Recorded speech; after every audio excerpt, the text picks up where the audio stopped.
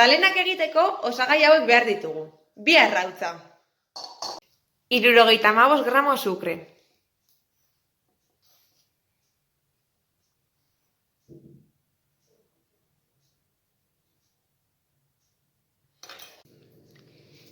Pisurik ez badaukazue, jogur pote erdi bete. 75 mililitro oliba olio.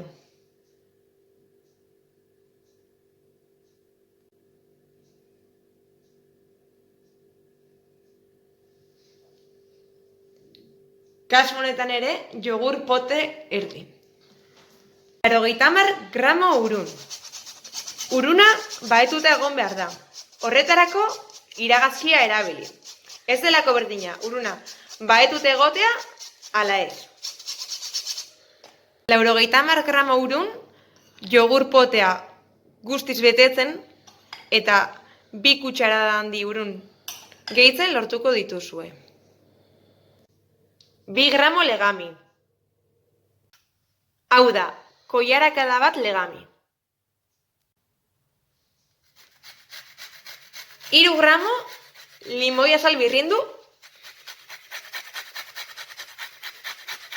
Limoi azal guztia birrindu.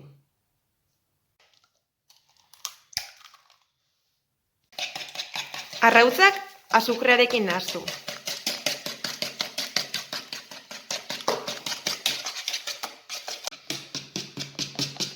Ondo nahastu zuri geratu arte. Legamia urunarekin nahastu.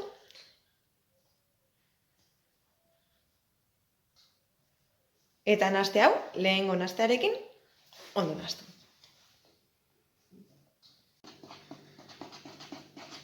Bota olioa masara. Eta nahastu. Limoi azal birrindua gehitu. Orain, bolean egindako nahastea, papel filmarekin estali. Eta hozkailuan gorde 30 minutuz. Ez ahaztu, masa hozkailuan dagoen bitartean, zikindutakoa garbitzeaz. Orain, labea 210 gradutan jarri, goitik eta behetik. Masa hozkailuan 30 minutu egon ostean,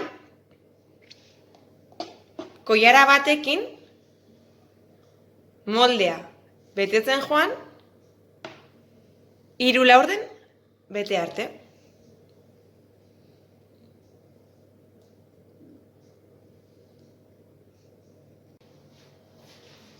Hemen ditugu 6 moldeak masarekin 3 laurden beteta.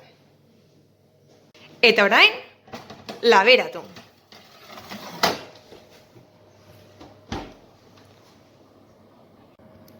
Labea 210 gradutan mantenduko dugu. Labean 20 minutu egon ostean, magdalenak prest ditugu.